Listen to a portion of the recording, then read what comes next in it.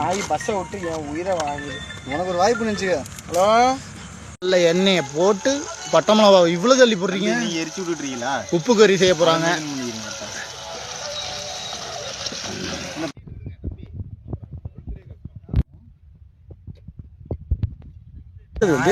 சின்ன வெங்காயம், பொடிசு வெங்காயம். கூட சொல்கிறேன். அப்பா, சின்ன வெங்காயம் ஆல்ரெடி ஊறிக்கிட்டு இருக்கு.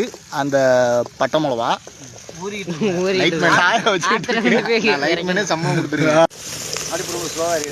அடுப்பு ரொம்ப ஸ்லோவாக இருக்கட்டும். அப்படியே சுண்டி அப்படியே பார்த்து பார்த்து பார்த்து. ஆமா, 1.5 கிலோவா 2 கிலோ? நல்லா கிண்டு கிண்டு கிண்டு. 1.5 கிலோவா? கோழிக்கறியை கறியோட டேஸ்டோட மிளகா டேஸ்ட் தான் செமையா இருக்கும். போதும்டியா? அது மஞ்சத்தூளா? போதியா மஞ்சத்தூள் மஞ்சளை போட்டு நல்லா இஞ்சி பூண்டு இஞ்சி பூண்டு பேஸ்ட்டு, எனக்கு நல்லா இருக்கணுமா?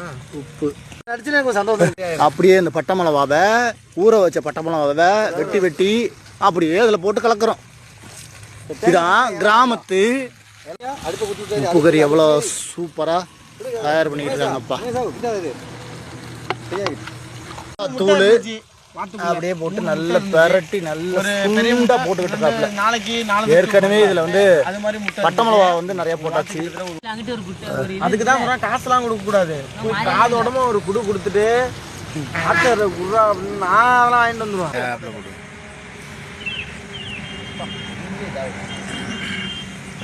இங்கிட்டு இங்கே குறையலாம், அங்கிட்டு குறை தம்பி உட்காந்துக்கிறேன். போதும், கொஞ்சம் எடுத்தா போதும். கிராபிக்ஸ் பண்ணிடுறியா? பஞ்சாயத்துக்கு போனோம். நான் முயற்சி தான் எடுத்தேன் வீட்டில். சிக்கன் சாப்பிட்டா நல்லா இருக்காது. கொட்டுமா மிளகு? இல்லை போதும் போதும், கரெக்டாக இருக்கு, கரெக்டாக இருக்கு. சரி, ஓகே. நான் கால் பண்ண லைட்டாக கொட்டுமா? இல்லை எனக்குன்னு தெரியல, கேட்டுக்கிறங்க. போதும். ஆனால் இப்பயே ஒரு மாதிரியா உள்ள போய் நல்லா சுண்டி.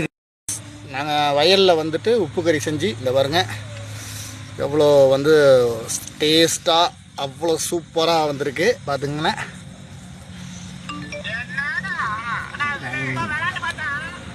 வேறு லெவல். இப்போ நான் சொன்ன மாதிரியே நீங்களும் செஞ்சு பாருங்கள். சூப்பர்.